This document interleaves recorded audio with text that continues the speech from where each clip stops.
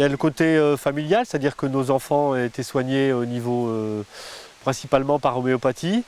J'ai rencontré également des gens sur Paris qui travaillaient sur leur élevage avec des médecines comme l'homéopathie. Et puis le côté psychologique, cette volonté de travailler face aux attentes sociétales et aux attentes personnelles, de réduire l'utilisation des antibiotiques pour éviter au maximum les problèmes d'antibiorésistance. La mise en place s'est passée en plusieurs temps. Il y avait le côté volonté ou psychologique de dire il y a des choses qui ne me satisfont pas ou j'aimerais tester autre chose.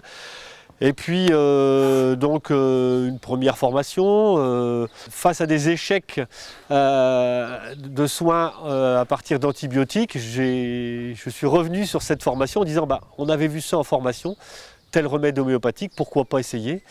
Et puis à partir de ce test qui était plutôt concluant, qui était très concluant d'ailleurs, on s'est pris, s'est pris au jeu de continuer petit à petit sur d'autres maladies et d'autres essais. Et on a formé un groupe, et c'est bien un groupe au sein du GEDA, au sein d'une association de développement agricole, qui nous permet aujourd'hui d'échanger régulièrement et d'avancer ensemble, parce que c'est quand même une technique compliquée.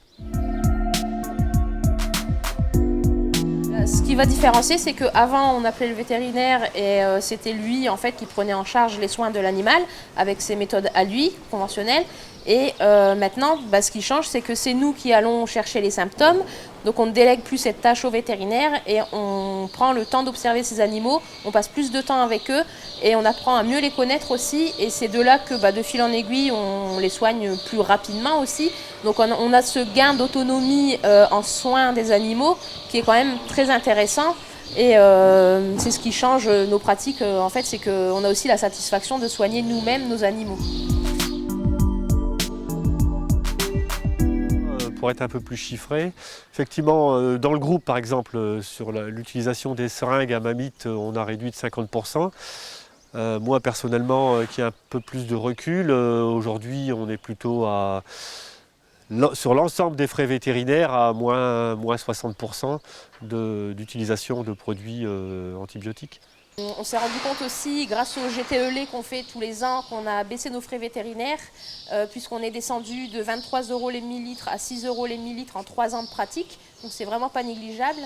Et aussi, on s'est rendu compte que on avait déjà plus de proximité avec nos animaux, tout simplement. Et si je devrais dire encore quelque chose, c'est que ce qui est intéressant, c'est que on se rapproche de ce que la nature nous donne. Et comme en phytothérapie, finalement, c'est que du gratuit, puisque c'est à portée de tous. Donc aujourd'hui, avec le recul, je suis content du travail qui a été mené, et puis on va continuer à progresser encore, certainement. Je suis en phase avec moi-même et avec les enjeux sociétaux concernant principalement les antibiorésistances.